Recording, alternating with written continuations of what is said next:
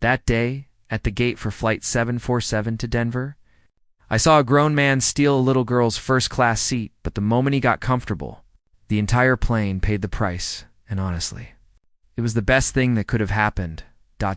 this story. It's about more than just a seat, you know? It's about what happens when arrogance meets quiet dignity and how sometimes the biggest fight for fairness comes from the smallest person in the room. We were boarding at the SkyWest, gate in Portland Piedmont International. The automatic doors hissed open, and the usual hustle started. 10-year-old Chloe Vance was skipping beside me, Aunt Maya, her tiny fingers gripping a velvet backpack. Now, Chloe's dad, Elias Vance, he made his fortune in sustainable tech. A genuinely decent guy, but to the world, he's just the billionaire. Chloe, though she's just a kid, brilliant at math, excited because this was her first time ever flying first class. Seat 2D, she'd rehearsed the number for days. We walked onto the plane. This beautiful, quiet cabin with soft leather seats, that faint scent of new carpet and airplane air, and Chloe was glowing. It's like the picture's Aunt Maya, but it smells ... expensive. I chuckled, guiding her to row 2. But her smile, lit, just dissolved. The window seat, 2D, wasn't empty. A heavy-set man, maybe late 50s, pale reddish face, wearing a polo shirt that was doing its absolute best to contain him, was sprawled there. He had his shoes off, his newspaper open, and his arms crossed in that classic I am entrenched pose. He didn't look up when we stopped. Chloe, bless her heart, she was raised right. She held up her printed boarding pass, clear as a bell, and said, "Excuse me, sir, but that's my seat." 2D. The man finally tilted his head, his pale eyes narrowing, and his mouth curled into this awful little sneer. "I think you've got the wrong row, sweetie. Go back where you belong. This is my seat." Stepped in immediately, keeping my voice low and firm. "Sir, she is correct. This is her assigned seat. Here is her ticket." I didn't even try to show him. I just pointed at the number. He waved a dismissive, chubby hand. "Look, there's been a mistake. Take her to the back."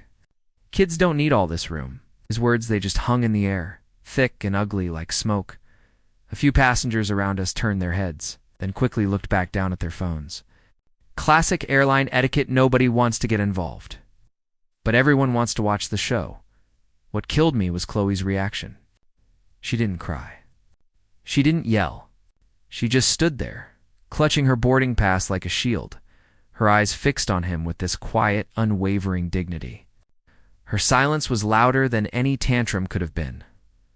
I felt my blood pressure rise. "Sir, check your ticket." "You are causing a delay." He leaned back, tightening his arms across his stomach, the fabric pulling taut. "I paid for first class. I am not giving this up for a child who probably doesn't even know what she's looking at." I'm not moving. The tension was suffocating. Finally, Sarah, the flight attendant, a tall woman with a look of professional exhaustion, came over. "What seems to be the issue here?" I explained quickly. "He's in her assigned seat 2D. He refuses to move." Sarah turned to him. "Sir, may I see your boarding pass?" He pretended to search his pockets, then finally pulled out the stub, tossing it onto his lap, still not handing it over. "You don't need to see it. I know where I'm supposed to be." He then leaned forward, lowering his voice, full of venom. "Look, I don't know how she afforded this ticket for that kid, but I paid good money. You're really going to toss me out for her?" That was the line. It wasn't about the seat anymore. It was about the sneer in his voice. The look in his eyes that said Chloe didn't belong because of her age, her gender, her skin, everything. "You don't get to decide who belongs here," I snapped, my patience gone. "Show your ticket or get out of the way." Suddenly, Chloe stepped forward, her small voice cutting through the noise. "Why are you being mean?" "I just want to sit down." For the first time, the man we later learned he was Mr. Sterling looked genuinely uncomfortable. He didn't expect pushback from a 10-year-old. He coughed, muttering, "Kids these days think they own the world." Sarah quickly scanned his ticket. Her eyebrows drew together. Her voice dropped. But we all heard it. Sir, your seat is 7C. It's clearly printed right here. A gasp rippled through the front cabin. He was not just mistaken. He was actively and knowingly taking her seat. Sterling's face flushed deep red, but his ego wouldn't let him retreat. Impossible. System error. I'm not moving. The aisle felt microscopic.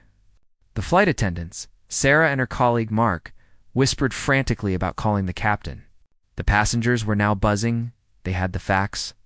The proof was in Sarah's hand, but nobody was doing anything. I leaned down to Chloe. You okay, sweetheart? She nodded, her grip tight on the backpack straps. He thinks I'll give up, she whispered. But it's my turn to look out the window. That gave me a fresh surge of fury. I straightened up and addressed the crew loud enough for a few rows to hear. You all see what's happening? You're letting a grown man bully a child, whose ticket is correct because you're afraid of a scene before takeoff. What kind of message is that sending? A man in row 4 mumbled, She's right. Just drag him out. But Sterling, fueled by the fact that he was still sitting, laughed. Go ahead. Call the captain. He has to deal with me.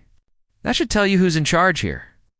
Just then, we heard heavy, deliberate footsteps. Captain Leo Jennings, a man with a tired but authoritative face, arrived. He took Sterling's crumpled ticket, looked at it for 1 second, and looked back at Sterling. T.C., sir. You know this isn't your seat. Sterling launched into his final ugly argument, his voice rising in volume. This is ridiculous. She doesn't belong here. You think her family bought this ticket? This is some kind of scam. You're all falling for it. The sheer audacity of that lie, that attack, was stunning. Gasps filled the cabin. I was shaking with anger, but I held my tongue. I wanted Chloe to have the last word. Asterisk, she looked him dead in the eye, without raising her voice, and said, You know you're wrong. Simplicity of it was like a hammer blow. It made a couple of passengers clap softly. Captain Jennings looked at Chloe, then at Sterling, and his jaw hardened. He lowered his voice, but the resolve was clear. Mr. Sterling, last chance? Move to 7C, or you will be escorted off the aircraft. This plane does not leave the ground with you in the wrong seat. Sterling leaned back, his face twisting in defiance. You wouldn't dare. You need me out of the way? Go ahead, shut this whole plane down. And that was the moment everything changed. The captain looked at Sarah, who nodded grimly. He spoke into his radio, his voice low and professional. Ground security to gate B18? Passenger refusing to comply? The cabin exploded in murmurs. Phones were raised. Sterling looked around, suddenly losing his bluster, his knee bouncing nervously, but his pride held him hostage.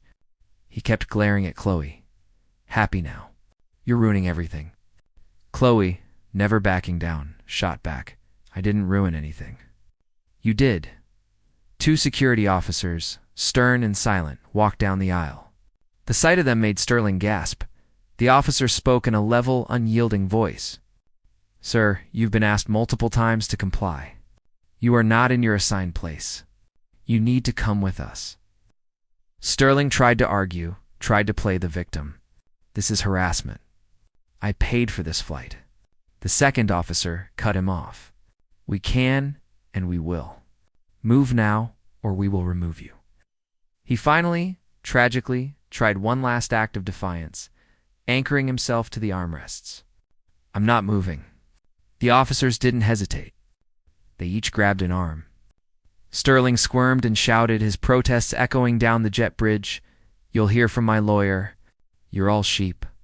The door finally closed behind them, and the entire cabin exhaled, then burst into a wave of scattered applause.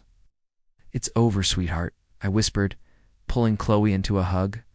She shook her head softly. No, he did it to himself.